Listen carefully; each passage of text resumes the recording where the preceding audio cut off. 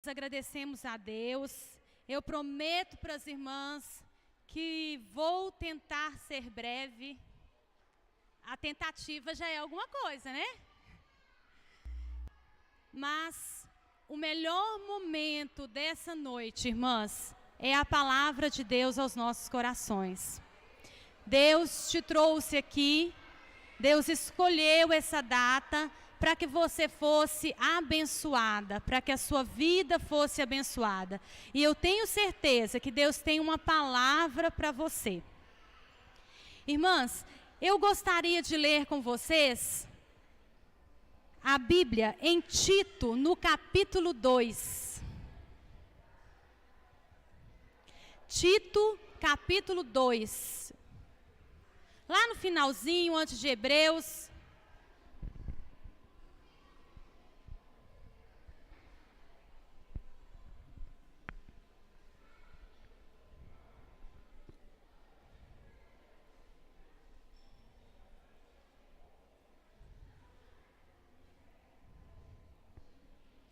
Tito, no capítulo 2, versículo 4 e 5.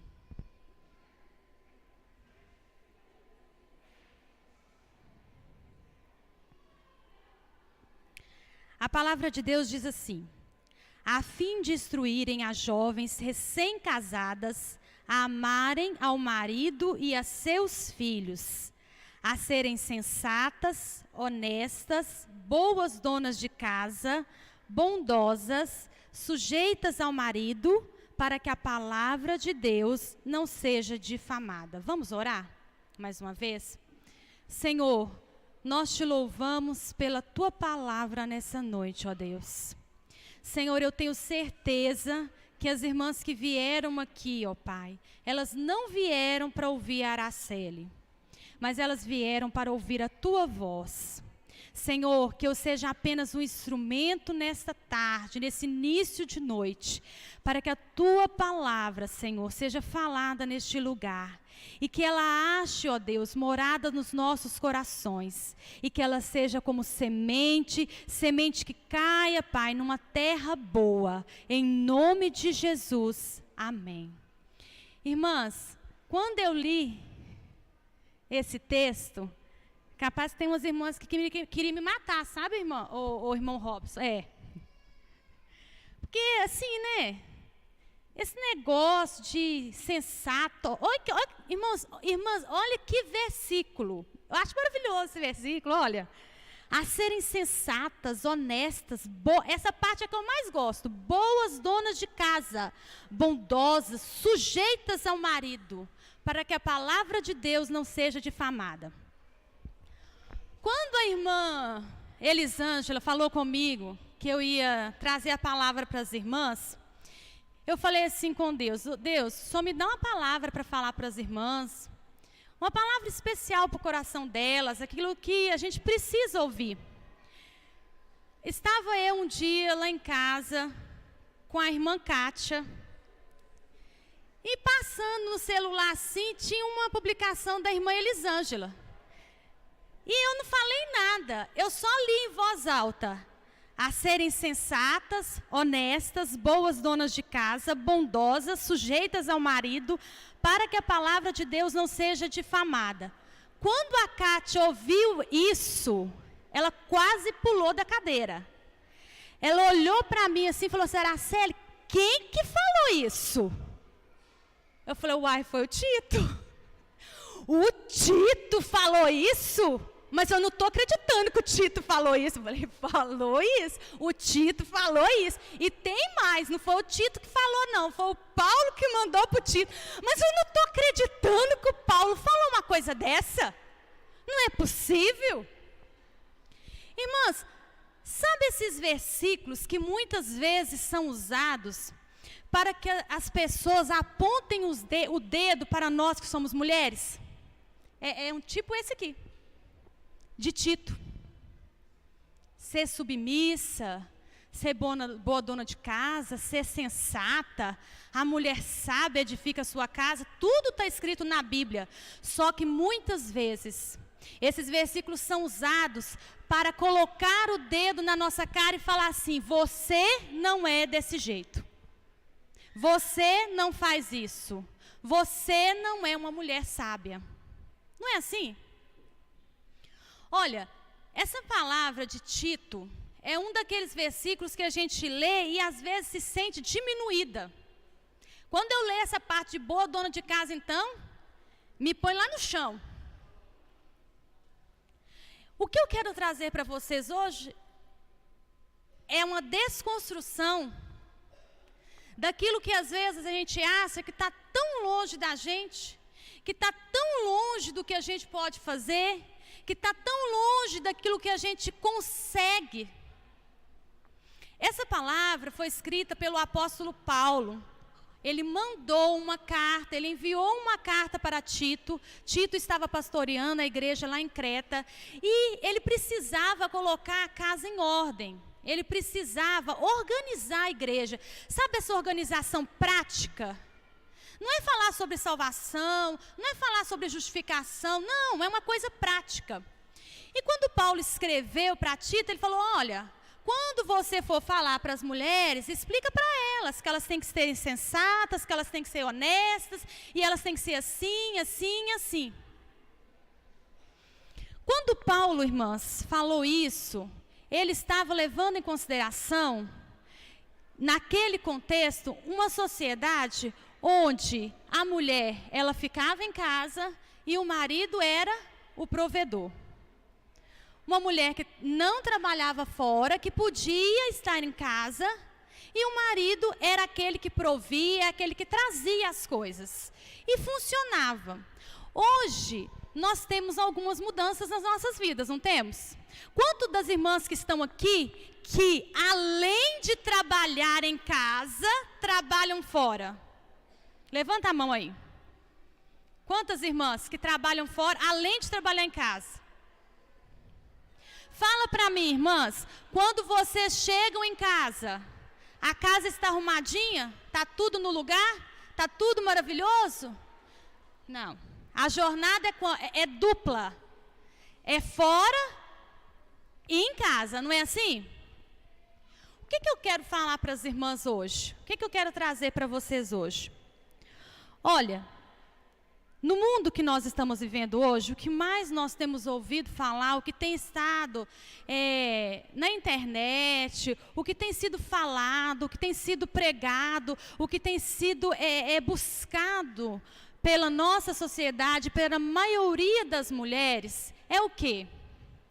É o que nós chamamos de quê? De feminismo. Eu não quero entrar no mérito do que das conquistas que já foram, tá, irmãs? Não quero falar sobre isso. Eu quero só entrar nisso para a gente poder entender o cenário das nossas vidas hoje, tá? O que é o feminismo, irmãs? O feminismo ele é um movimento político, social, filosófico, que busca o quê? Que busca um direito iguais para quem? Para homem e para mulher. A grosso modo que eu estou falando, tá? Não vamos falar aqui das vertentes, de quantas são, do que elas falam. Mas a grosso modo é isso, o quê? Mulher e homem com os mesmos direitos, iguais, não é assim? E uma palavra que é muito falada pelo feminismo é empoderamento feminino. As mulheres têm que ser empoderadas. Eu acho essa palavra tão linda. Olha para você ver que bonita que ela é, não é, irmãs? A mulher tem que ser empoderada. Eu até vibro quando eu ouço, ela tem que ser empoderada. Parece que a gente vira Mulher Maravilha, né? Quando a gente é empoderada.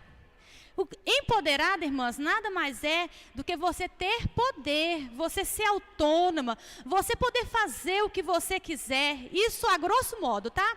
Você ir aonde quiser, você ter a oportunidade de ser você mesmo.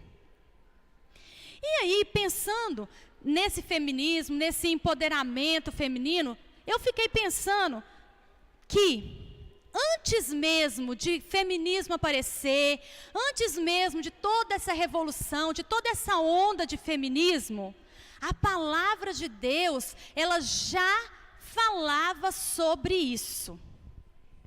Jesus já, olha como que Jesus é, irmã, Jesus já pregava o feminismo, e a gente não sabia. Jesus já falava sobre a igualdade. Olha, lá em Gálatas 3:28, diz assim, ó: não pode haver judeu nem grego, nem escravo nem liberto, nem homem nem mulher, porque todos vós sois um em Cristo Jesus. Olha o que a palavra de Deus diz, presta atenção, irmãs. Não pode haver judeu nem grego, ou seja, você pode ter nascido aqui no Brasil ou no Japão, nos Estados Unidos ou lá na África. Nem escravo nem liberto. Você pode ser a dona da Embaré, a dona da LM, ou você pode ser o caixa lá do supermercado BH. Nem homem nem mulher, porque todos vós sois um em Cristo Jesus. O que Jesus quer dizer aqui? O que a palavra de Deus, aliás, quer dizer aqui? Que não importa quem você é, não importa a sua posição social, não importa se você nasceu homem ou se você nasceu mulher, porque em Cristo Jesus todos nós somos um.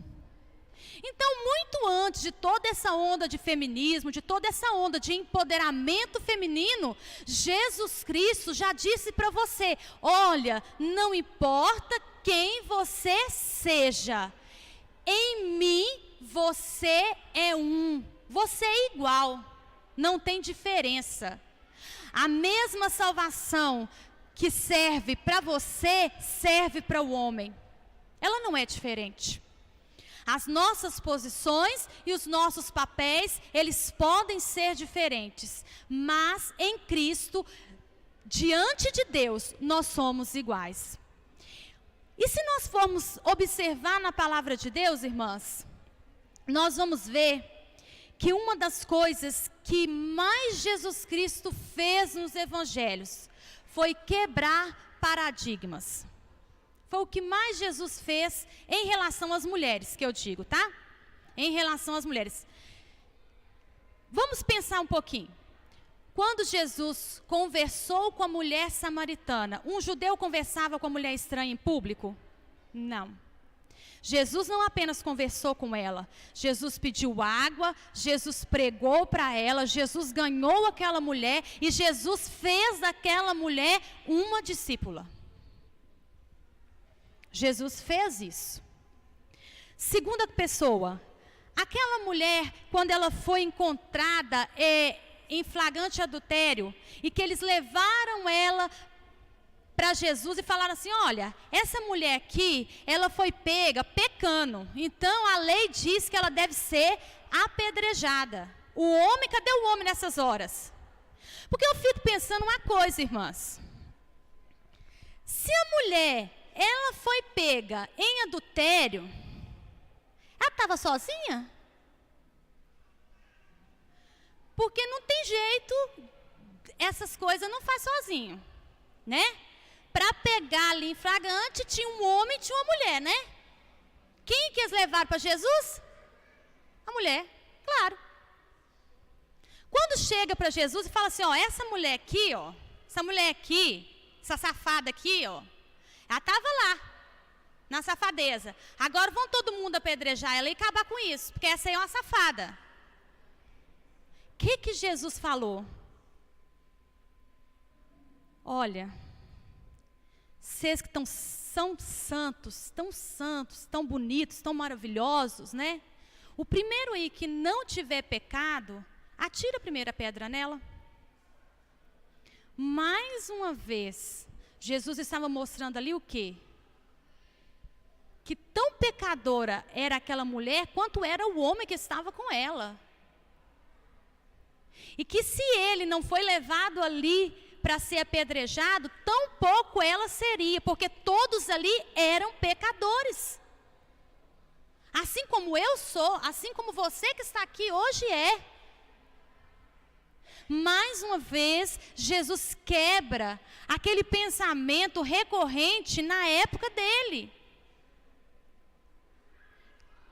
Outra passagem que Jesus faz isso, irmãs, e eu acho uma passagem tão maravilhosa, que é quando Jesus, ele vai na casa de um fariseu, ele é convidado para comer na casa de um fariseu, e ele entra na casa daquele fariseu, e uma mulher pecadora entra também, e chorando, com as lágrimas dela, ela lava os pés de Jesus, ela enxuga com os cabelos e derrama óleo perfumado nos pés de Jesus, ela unge os pés de Jesus. Aí o fariseu, que é muito santo, ele pensou, ele não falou, ele pensou, mas se esse homem fosse santo mesmo, se fosse Messias mesmo, ele saberia que essa mulher que está aí, ó, tocando nele, é uma pecadora. Aí sabe o que Jesus fala, irmãs? Eu acho tão bonito quando Jesus fala isso, eu vou parafrasear o que ele falou, tá? Jesus fala assim, escuta aqui, Simão, quando eu cheguei na sua casa, você não me deu água para lavar os meus pés. Você não me cumprimentou com um beijinho no rosto. Você não ungiu a minha cabeça. Mas essa mulher, desde o momento que ela entrou aqui, ela lava os meus pés com as lágrimas dela. Ela enxuga com os cabelos e unge os meus pés com óleo. Sabe o que Jesus estava falando para aquele fariseu ali? Esse era um costume da época, irmãs. Quando você era convidado para ir a uma casa, quando você chegava naquela casa, eles faziam o quê? Eles te davam água para você lavar os seus pés, para você sentar lá, porque não tinha mesa, era no chão, para você sentar com os pés limpos. Ele te cumprimentava com um beijo no rosto. Ele ungia a sua cabeça. Sabe quando a pessoa chega na sua casa, você vai lá no portão atender ela? Fala assim, fulano, que bom que você veio na minha casa. É tipo isso. E Jesus falou com ele, olha, eu cheguei na sua casa e você não fez nada disso para mim. Você não fez conta da minha presença. Mas ela, desde que eu entrei aqui, ela tem me honrado. E outra passagem em que Jesus quebra esses paradigmas é quando Jesus ressuscita. Quantas irmãs aqui já ouviram falar que a primeira pessoa que Jesus viu quando ressuscitou foi uma mulher, porque mulher fofoqueira e rapidinho ia contar para todo mundo que ele ressuscitou? Vocês já ouviram isso? Porque eu já ouvi. Não é assim que eles falam? Por que foi uma mulher que foi a primeira a encontrar com Jesus ali? E ver que ele tinha ressuscitado e contar para os discípulos. Irmã, sabe por que foi uma mulher? Não é porque mulher é fofoqueira, não. É porque os homens é um bando de medrosos e estava tudo escondido com medo. A única que teve coragem de sair de casa e que custou esperar passar o sábado para chegar o domingo e aparecer lá no sepulcro foi uma mulher. É por isso. Não é porque nós somos fofoqueiras, não. Porque, aliás, nós não somos, nós apenas gostamos de gastar mais palavras que os homens. Eu não posso fazer nada se os homens são econômicos para conversar. Não é, irmãs? Se nós não gostamos de ser econômicas, isso não é um problema. Mas as irmãs estão entendendo o que eu quero falar? Estão entendendo? Esse era o contexto de Jesus. Esse era o contexto daquela época. A mulher não era valorizada, a mulher era tida como objeto, mas todas as vezes que Jesus teve a oportunidade de quebrar esses tabus, de quebrar esses paradigmas, Jesus fez. Todas as vezes. Então, quando a gente ouve agora no nosso tempo falando sobre feminismo, sobre empoderamento, a primeira coisa que tem que vir no nosso coração, nós mulheres, servas de Deus, porque eu não estou falando aqui, irmãs, para uma plateia de mulheres leigas, de mulheres aí do mundo. Eu estou falando aqui para servas de Deus. Eu estou falando aqui para mulheres chamadas por Deus. Eu estou falando aqui para você que foi chamada por Jesus, que foi constrangida pelo amor dele, para você que foi comprada por um alto preço. Nós não estamos falando aqui para qualquer mulher, nós estamos falando para mulheres de Deus. Então, quando eu li esse versículo, quando eu estudei, quando eu fui pensar, quando eu fui analisar, sabe realmente qual é a mulher empoderada segundo a palavra de Deus? É essa mulher de Tito. Ah, Araceli, agora você ficou doida mesmo. A Cátia, então, é capaz que ela vai me matar depois. Porque você ficou doida, agora você ficou doida mesmo. Que essa mulher aí é tudo, menos empoderada.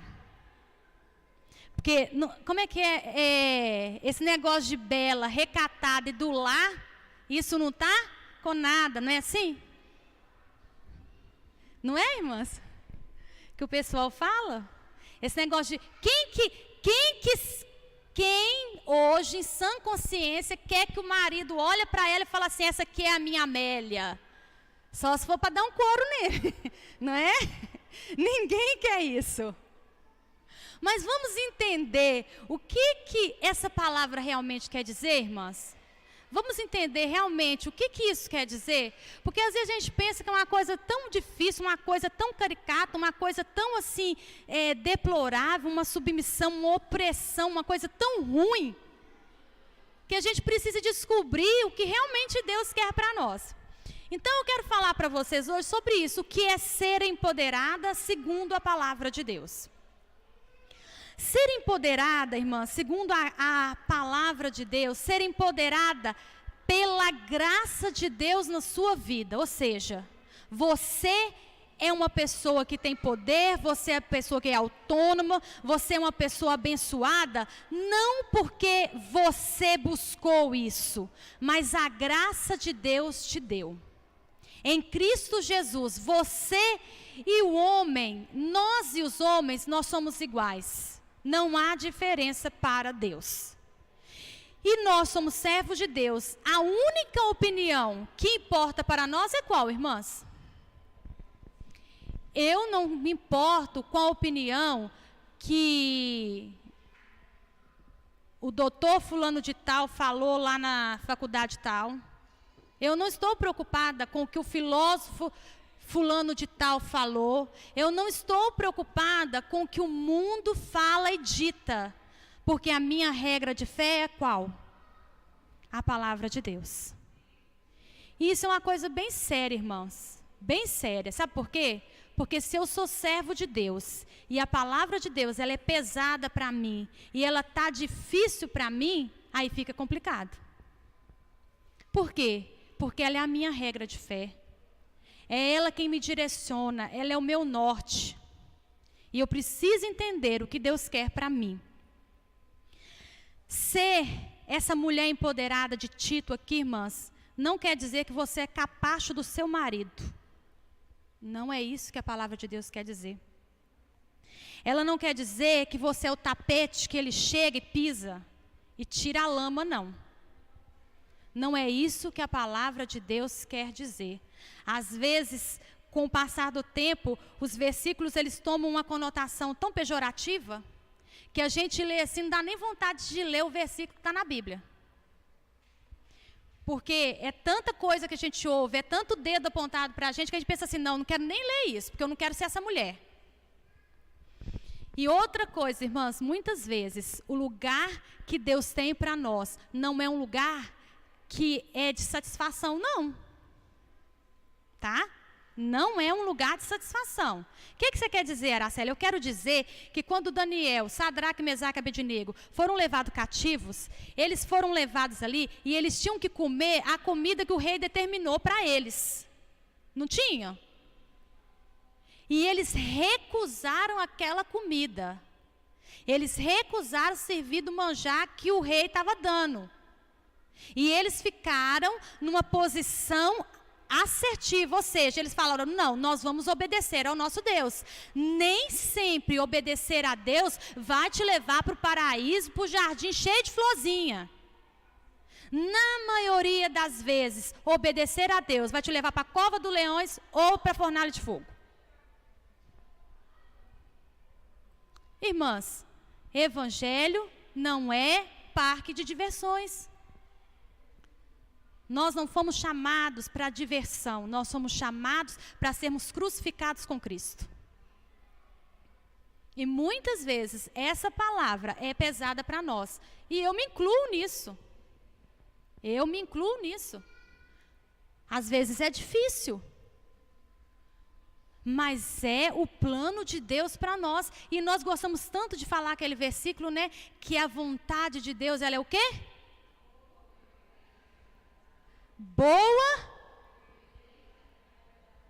Boa, perfeita e agradável.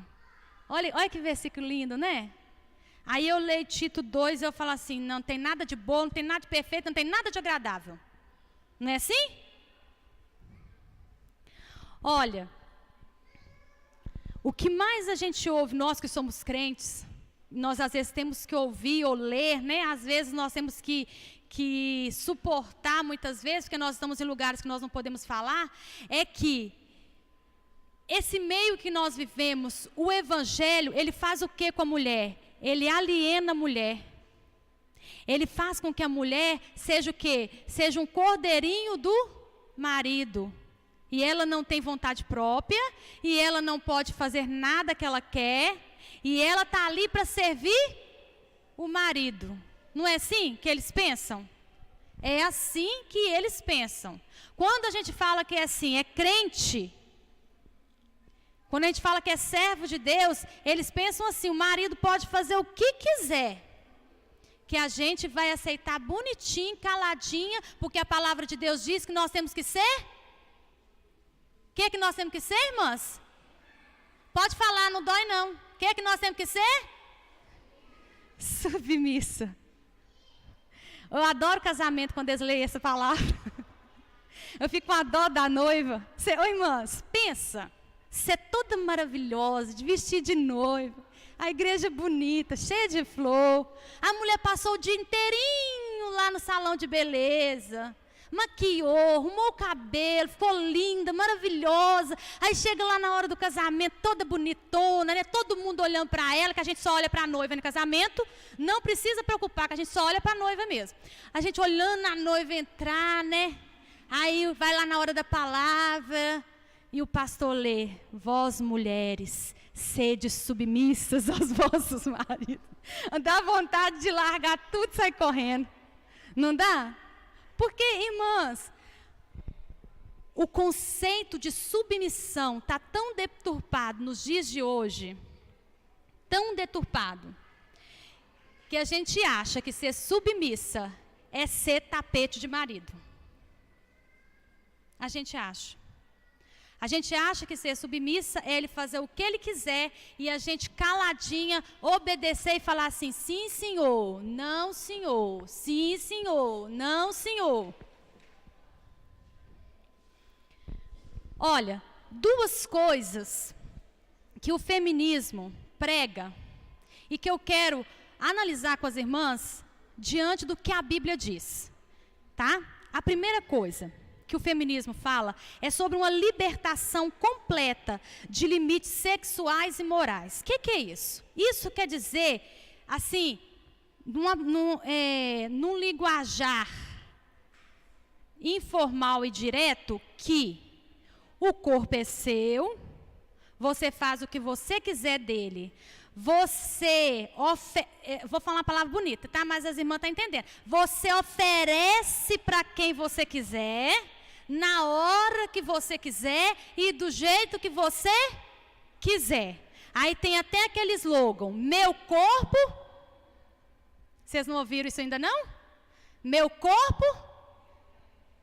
Eu ouvi aí, ó. Meu corpo, minhas regras. O corpo é meu, eu faço dele o quê? O que eu quiser. Aí eu, serva de Deus, escuto isso. Aí eu acho que realmente o meu corpo é o meu corpo e as regras quem faz sou eu. É assim, irmãs? O que 1 Coríntios 6, 19 e 20 fala? Eu vou até ler. Porque para não achar, não é eu que estou falando não, está escrito. 1 Coríntios 6, 19 e 20. Olha o que diz a palavra de Deus. Acaso não sabeis que o vosso corpo é santuário do Espírito Santo, que está em vós, o qual tendes da parte de Deus, olha esse pedaço, e que não sois de vós mesmos. Você é de você mesmo, irmã? Você é do seu marido também, que eu estou falando? Não, eu estou falando que você é de quem? De Jesus. Por quê? Porque fostes comprados por preço. Agora, pois, glorificai a Deus no vosso corpo. O que a Bíblia está deixando bem claro aqui? Que a Araceli é da Araceli e que eu vou onde que o meu nariz mandar e que eu posso fazer o que eu quiser? Não. Eu não sou de mim mesmo. Eu sou de Jesus, porque Ele me comprou. E isso é fácil de entender, não precisa nem de interpretação, não precisa nem de teologia para entender isso. Paulo diz assim, não mais vivo eu, mas Cristo vive em mim. Esse corpo que vocês estão vendo aqui, ó, não é meu não, é de Jesus. O que eu deduzo com isso, irmãs? Que o meu corpo é de quem? Então, de quem que são as regras? De quem? Se o meu corpo é de Cristo, as regras que regem a minha vida são as regras de Cristo. É a primeira coisa que nós devemos entender. O meu corpo, ele não é meu. Então, eu não posso oferecer ele a hora que eu quiser. Eu não posso fazer dele o que eu quiser. Porque o meu corpo, ele é de Cristo. Então, as minhas regras não existem. Agora, existem as regras de Cristo. Segunda coisa, que é onde eu quero falar sobre o Tito. O feminismo fala sobre a liberdade de papéis tradicionais de gênero no casamento. Ou seja,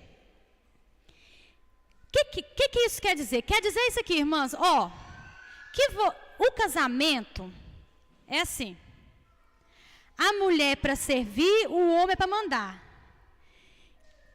Que esses papéis definidos dessa maneira que eu estou falando aqui, geram o que na mulher? Gera opressão na mulher. A mulher só ser para servir e o homem só ser para mandar. Mas sabe o que acontece? Jesus nunca falou que a mulher é só para servir e o homem é para mandar. Jesus não falou isso. E isso quem está interpretando são os homens que estão interpretando errado. Os homens que eu estou falando não é o gênero masculino não, tá? Todos. A interpretação é que está errada. Jesus nunca falou que a mulher é capaz do marido, que ela tem que obedecer tudo e que ele pode fazer o que ele quiser. Não é isso que a Bíblia está dizendo.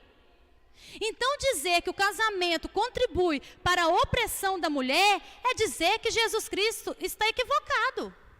E Jesus não está equivocado. Não é isso que Jesus está nos falando nessa palavra. Aí eu fico pensando e começo a analisar essa palavra aqui de Tito e começo a pensar, será, irmãs, que nós que estamos aqui hoje, você, mulher falha, mulher cheia de pecado, eu, falha, cheia de pecado, será que nós estamos tão longe assim do que o Paulo falou para o Tito aqui? Será que essa mulher aqui, a gente está tão longe de ser essa mulher como a gente pensa? Olha, a Bíblia diz assim, a fim de instruírem as jovens recém-casadas, começa assim, né? A amarem ao marido e aos seus filhos. Quando Paulo fala isso, ele tem em mente duas coisas, irmãs. Primeiro, que existe uma esposa, porque amar ao marido é uma esposa. E amar aos filhos existe uma mãe. O que Paulo está falando aqui? Paulo está dizendo que as mulheres devem amar aos maridos e amar aos filhos. Você entendeu a ordem? Primeiro você ama quem? E depois você ama quem? Primeiro você ama o marido, depois você ama os filhos. Por quê? Porque antes de você ser a mãe, você é quem? Antes de ser a mãe, você é uma mulher. Você é uma esposa. Quando Paulo diz para amar aos maridos e amar os filhos, Paulo não está querendo dizer que você precisa colocar lá no seu Facebook, coraçãozinho subindo com o nome do seu marido e dizendo para ele, meu amor, você é a minha vida, você é o meu amor. Essa declaração aí, não tem nada a ver com isso, viu? E eu não estou falando que isso é errado também não, eu só estou mostrando. Amar, o amor que Paulo estava falando aqui é um amor prático. A Bíblia, irmãs, diz assim, olha, filhinhos, lá em 1 João, filhinhos, não amemos de palavras, de boca qualquer um ama, de falar qualquer um ama, mas amemos com ações, com atos, com atitudes. Sabe quando que você ama seu marido? Você ama seu marido quando você faz almoço para ele, você está amando seu marido. Porque as panelas não vão sozinha para o fogão. E a comida não faz sozinha. Até para pedir comida no restaurante, você tem que usar o telefone. Então, você tem trabalho. Quando você está lavando uma roupa na sua casa, você está amando o seu marido. Porque a roupa também não se lava sozinha. Quando você acorda 6 horas da manhã para colocar o seu filho para estudar, você está amando o seu marido, porque você não fez filho sozinha. O filho é dele também, você está ajudando na educação. Aí eu fico pensando, será que nós estamos tão longe assim dessa mulher de Tito? Porque eu acredito que as irmãs que estão aqui providenciam o almoço todos os dias da sua casa. Se você não faz você mesmo, você dá um jeito para que ele seja providenciado. Ou eu estou errada? Você leva o seu filho para vacinar, você lava roupa, você vai no supermercado, você organiza a sua casa, você está amando o seu marido.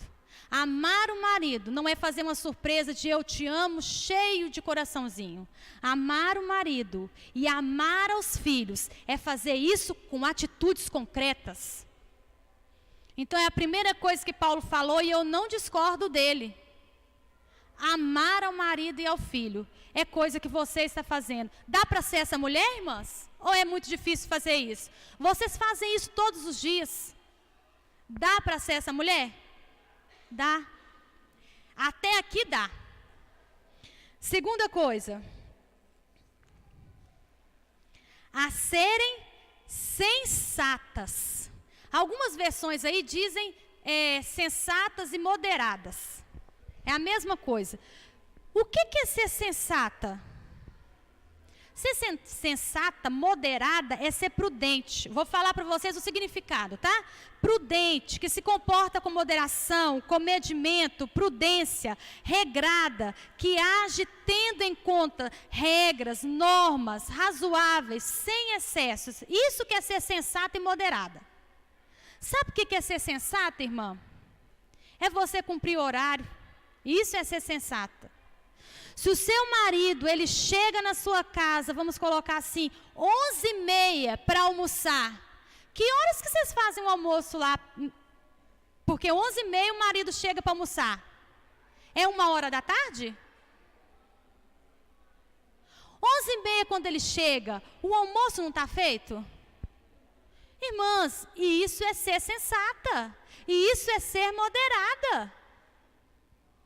Quando você sabe que o seu marido ganha R$500, vamos colocar assim, que o seu marido ganha R$500 e que as contas da casa tem que girar em torno de R$500 e você rebola o mês inteiro para o dinheiro dar e para a comida dar e para tudo dar certo, você está sendo moderada, você está sendo sensata. É isso que Paulo queria dizer. Isso vocês fazem, nós fazemos todos os dias, irmãs. Quando o meu filho, quando a minha filha, ela não chega atrasada na escola, porque eu tenho que levar, eu tenho que arrumar, eu tenho que dar almoço primeiro, se é na hora do almoço, se é de tarde que eles estudam, eu estou sendo sensata e moderada. Vocês estão entendendo o que eu quero dizer? Que às vezes nós achamos que essa mulher ela está longe de ser alcançada e que isso é ser Amélia. E não é isso que a palavra de Deus nos diz. Jesus não está te pedindo para ser Amélia. Jesus não está te pedindo para ser tapete. Tudo que Ele está falando aqui, a palavra de Deus, é coisas que nós já fazemos. É coisas que você já aplica lá na sua casa. Depois Ele diz assim, honestas. Outras versões diz pura. Irmãs, a Kátia quando leu essa parte do pura, quando ela leu essa parte do pura, ela ficou tão feliz. Ficou tão alegre nessa parte, ela adorou essa parte. Irmãs, o que é ser pura? O que é ser pura, hein, irmãs? Ser pura não está falando aqui de castidade, de você não pensar em sexo, de você não fazer sexo. Ser pura não quer dizer isso, tá? Ser pura não quer dizer você andar com blusa de manga comprida, sair lá no pé, cabelo aqui, não depilar, não se arrumar, não ir no... Isso não é ser puro, não é isso que Paulo está querendo dizer. Paulo está dizendo aqui que você é pura quando você é sem mistura. Isso é ser pura. O que é ser sem mistura, irmãs? As irmãs que trabalham fora aqui, vocês trabalham só com crente? É só evangélico que vocês lidam? Você tem parente só crente? A sua família é só servo de Deus? Não tem nenhum descrente lá? Não. E nem por isso você é contaminado com a presença deles. Nem por isso a sua fé ela é abalada por aquilo que eles falam. Nem por isso você começa a duvidar de Deus pelas coisas que eles acreditam. Ser sem mistura é manter uma comunhão com Deus, mesmo apesar de tudo que acontece. Isso é ser pura. É a sua maneira de andar, é um todo, é um conjunto. É a sua maneira de vestir, é a sua maneira de pensar, é a sua maneira de agir. É como você lida com a sua vizinha, é como você lida com o seu irmão, com o seu familiar que vai na sua casa, é como você lida com a visita que chega para você. Isso é o que a palavra de Deus diz. Aí quando a gente lê assim, pura, vem na nossa mente aquela mulher totalmente vestida da cabeça, nem vestida não, aquela burca que eles usam lá nos países árabes, sabe? A gente pensa logo isso. E não é isso que Deus não está nos dizendo. A parte que eu mais gosto, essa parte, eu, irmãos, gosto demais dessa parte. Boa dona de casa, olha, boa dona de casa, mas essa parte é tão boa. Sabe por que essa parte é boa? Porque quando a gente lê que a mulher tem que ser boa dona de casa, sabe o que o povo pensa? E isso está falando vários crentes também, tá? Que a mulher tem que ser a doméstica da casa. Você é empregada. Você faz tudo para todo mundo. E isso não é ser boa dona de casa. Não é isso que Jesus está falando, não. Não é isso que a palavra de Deus está falando, não. Você, mulher que está aqui hoje, eu que estou aqui hoje, quando eu sou boa dona de casa, não quer dizer que eu sou a doméstica lá, não. Que o meu marido só deixa as ordens de manhã e vai trabalhar, os filhos deixam as ordens e eu faço. Boa dona de casa é saber administrar uma casa. Sabe o que é administrar uma casa, irmãs? Administrar uma casa é você saber que o feijão que está cozido lá no congelador, ele dá para amanhã ou ele não dá. Se ele não dá, você tem que cozinhar hoje, porque amanhã você vai trabalhar, não vai dar tempo. Isso é administrar uma casa. Ah, Araceli, mas lá na minha casa eu tenho empregada. Eu não mexo com esses afazeres domésticos. Tudo bem, até para você ter uma empregada, você precisa saber administrar a sua casa. Você precisa falar para ela aquilo que ela tem que fazer. Você precisa falar para ela o que precisa ser feito.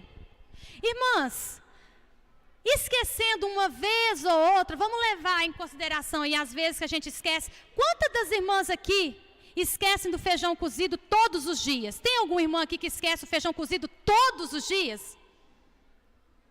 Tem?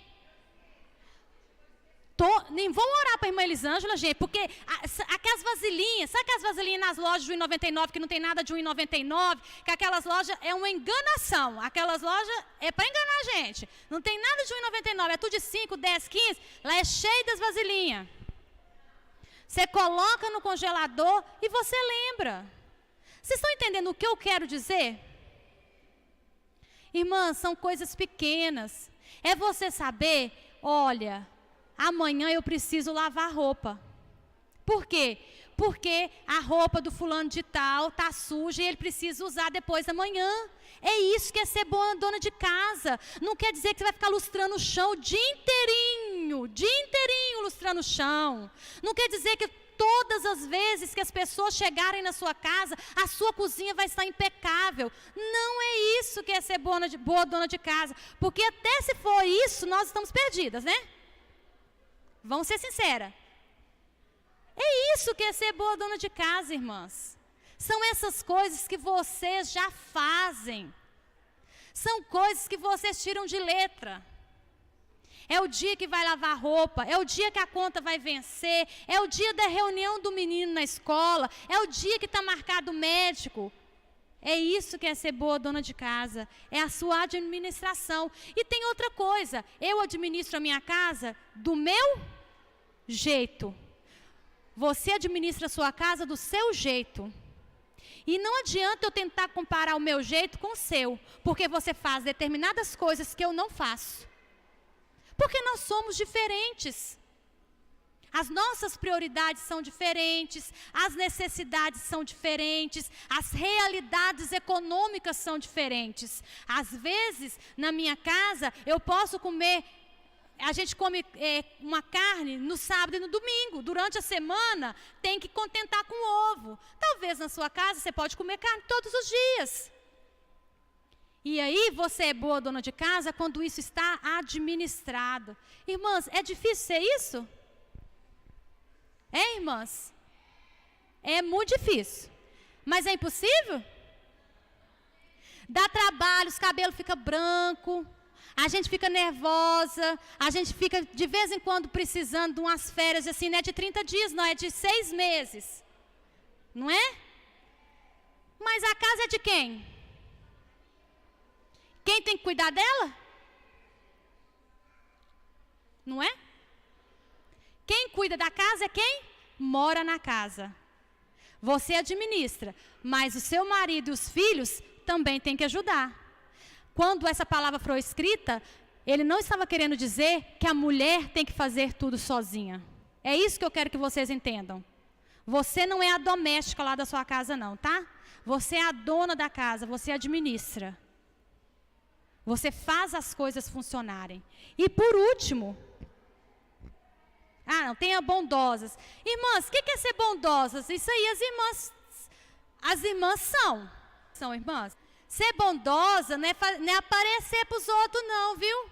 Não é isso que é ser bondoso não. Não é dar uma oferta e tirar uma selfie com a mão assim, ó, no ofertão. Não é isso que é ser bondoso não, tá? Isso não é ser bondoso. Ser bondoso é você saber dar a quem necessita.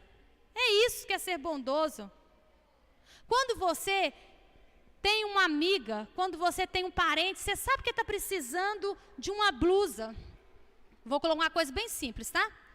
Você sabe que ela está precisando. Aí você vai lá no seu guarda-roupa, você está olhando para aquela blusa, sabe? Ela não está te servindo, ela está te oprimindo ali naquele guarda-roupa. Porque você sabe que você não entra nela.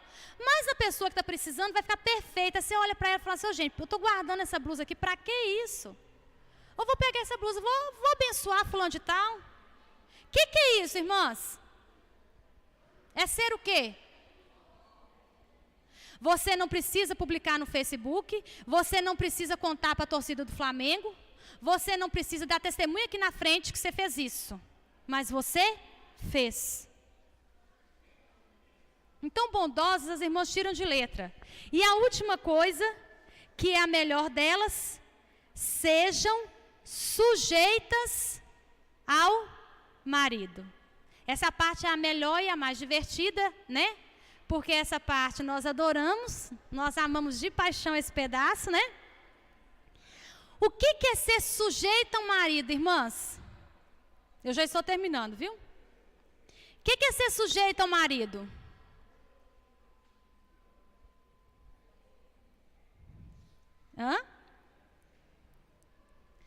Ser sujeito ao marido, tem versões que falam submissa, né? Submissa ao marido, irmãs. Não quer dizer que você vai ser a escrava dele. Os homens, eles confundem as coisas, sabe? Eles confundem essa palavra de sujeição, submissão com escravidão. Escravidão não existe mais. Você não é escrava do seu marido. Você não é escrava do lar. Essa conversa também de rainha é mentira, viu? Ninguém tem rainha do lar, não. Porque a gente trabalha muito. Mas escrava nós não somos mais. Sabe o que acontece? Acontece, para a gente entender melhor, num avião, não tem o piloto e o copiloto? Eles ficam juntos lá na frente na cabine, não fica? O piloto e o copiloto? O copiloto, ele não faz o mesmo serviço que o piloto. Mas o piloto, ele precisa do copiloto para ele arrumar aquilo ali, para ele fazer o avião decolar, para ele fazer o avião pousar, ele precisa do copiloto. Aí o que acontece? Não tem as comissárias de bordo? As aeromoças que ficam servindo a gente ali, quando você está lá sentadinho, bonitinho, elas ficam te servindo, né? Aqueles biscoitinhos horrorosos de ruim que eles dão para a gente, que é trem horrível. Mas eles dão água, um suquinho, essas coisas assim. O que eles acham que a gente é no avião? Quem que as irmãs acham que nós somos no avião? O copiloto ou o comissário de bordo? Quem nós somos? A Bíblia diz para nós sermos o copiloto. Mas muitas vezes as pessoas querem que nós sejamos as comissárias de bordo. Aquela que só fica servindo. Você não é aquela que fica servindo. E eu não estou menosprezando a profissão não, tá? É só a título de comparação. Você é a copiloto na sua casa. Você está ali para quê? Gênesis 2,18 diz assim, ó, nós somos feitas como auxiliadoras. Quando eu peço para uma pessoa me ajudar a fazer alguma coisa, eu não estou pedindo para ela fazer o serviço sozinha, não. Tem gente que é assim, você pede para ela para ajudar, uma ajuda, aí você deixa ela sozinha fazendo e não faz nada.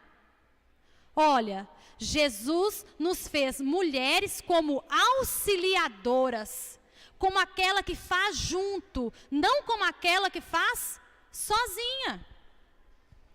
Segundo, a Bíblia diz que nós devemos ser submissas, sujeitas ao nosso marido, assim como Cristo é a cabeça da igreja, o marido é a cabeça da mulher. Não tem aquele versículo?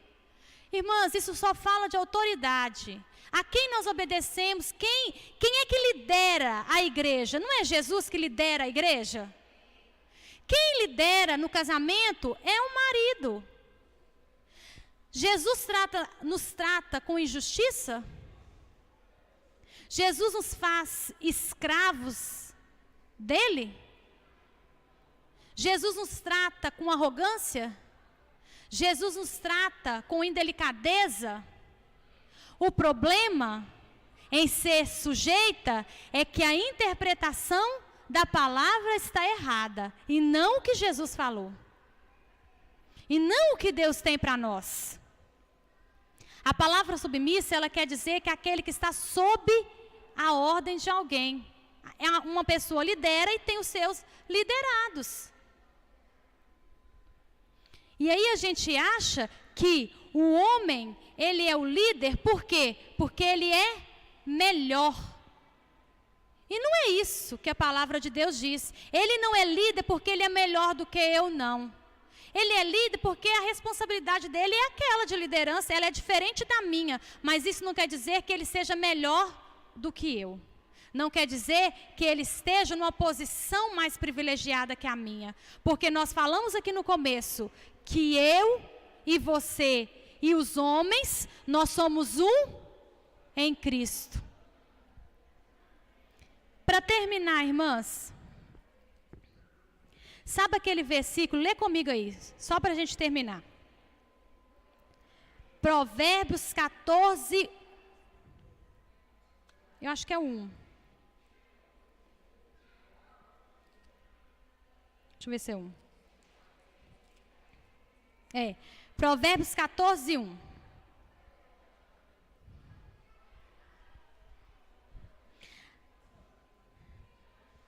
A mulher sábia edifica a sua casa. Quando é que esse versículo é usado, irmãs? Vamos ser sinceras, viu? Quando que esse versículo é usado? Quando o homem quer falar para a gente assim: você não é sábia, você não edifica a sua casa ela está desse jeito porque você não tem sabedoria. Você não sabe edificar a sua casa. Você precisa pedir a Deus sabedoria para edificar a sua casa. Não é assim que é usada? Não é isso? Vamos analisar essa palavra, irmãs. A mulher sábia edifica a sua casa. O pedreiro é aquela pessoa que faz o quê? Que constrói, que edifica, não é isso? Nós somos o pedreiro.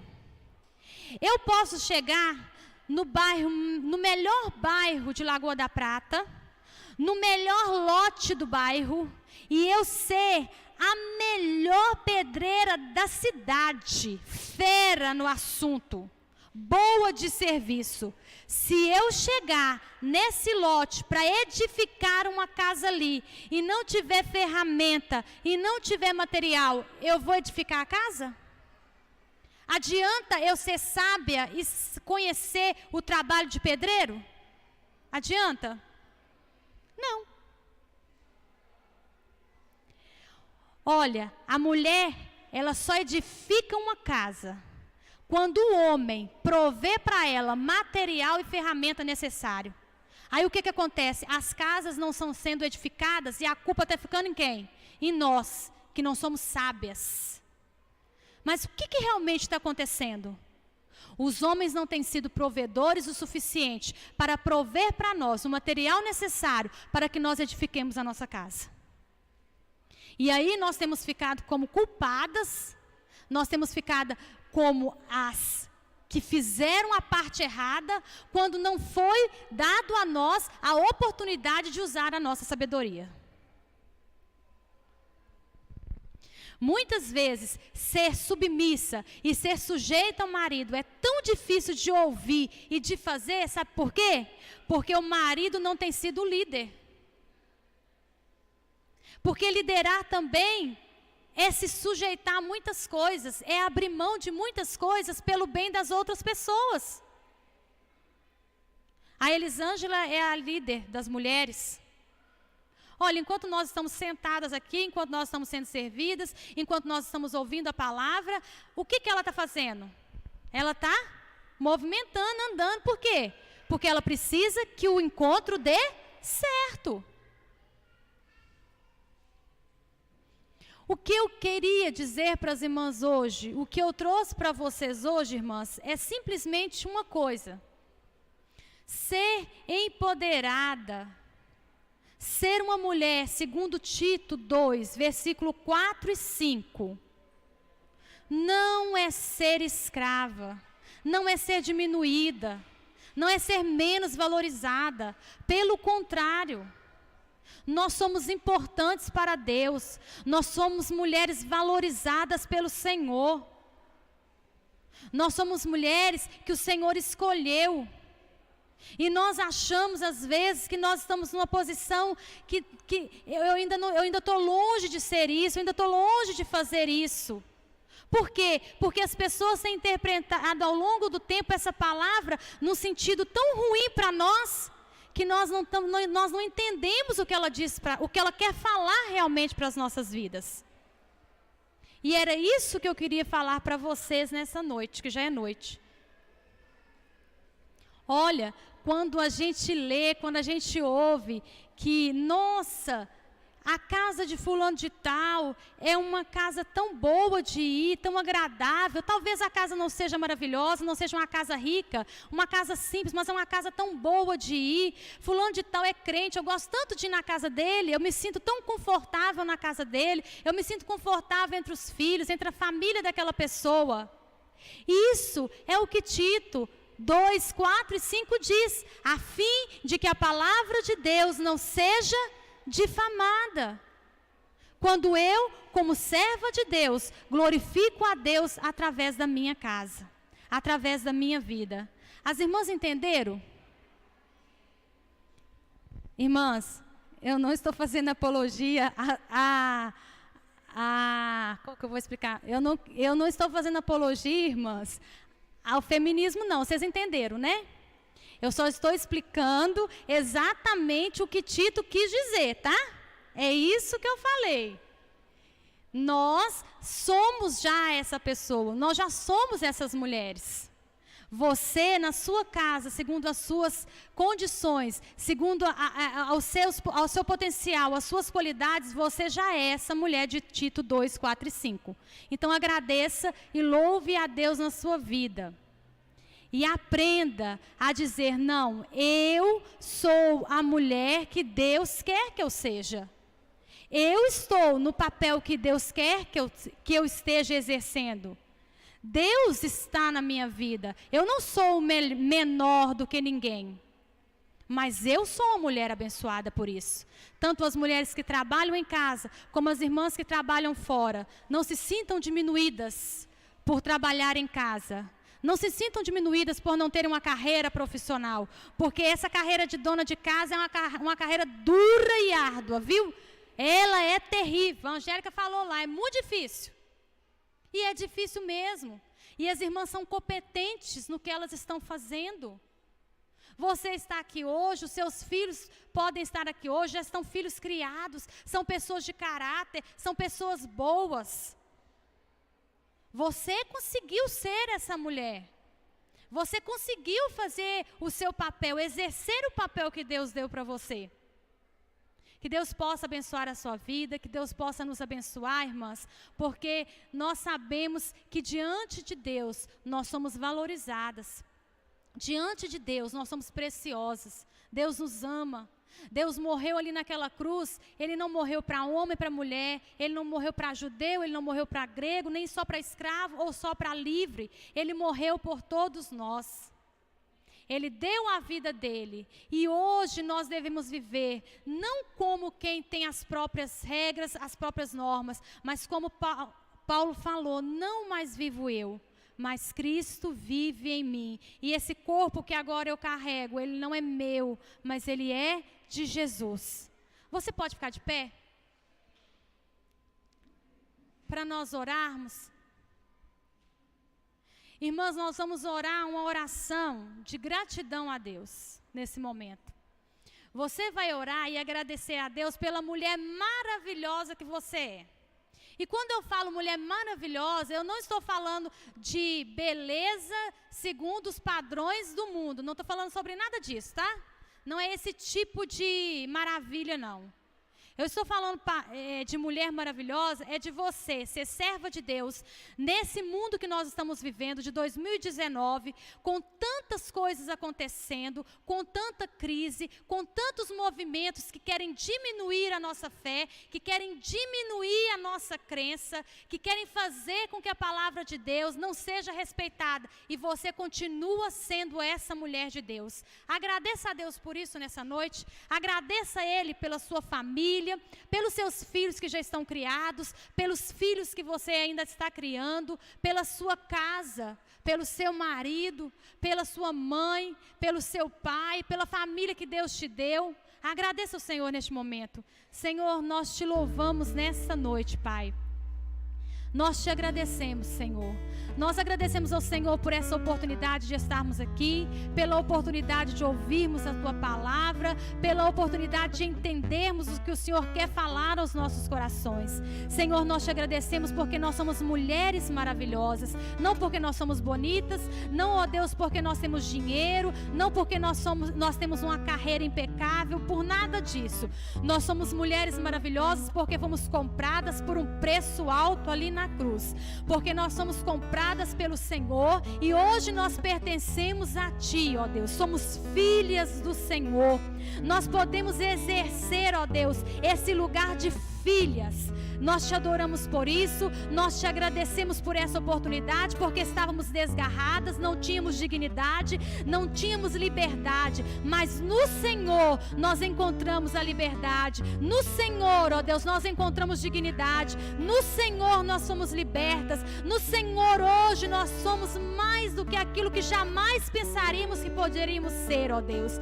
Te louvamos, ó Deus, pela Tua palavra, te louvamos pelas irmãs que estão aqui, te louvamos pelas mães que estão aqui, te louvamos pelos filhos que estão aqui e pedimos que a bênção do Senhor as alcance, que a bênção do Senhor as alcance na casa delas, que a bênção do Senhor as alcance no serviço, no trabalho, na escola, aonde quer que nós venhamos pisar os nossos pés, a bênção do Senhor seja com as nossas vidas. Em nome de Jesus é o que nós te pedimos nessa noite. Amém.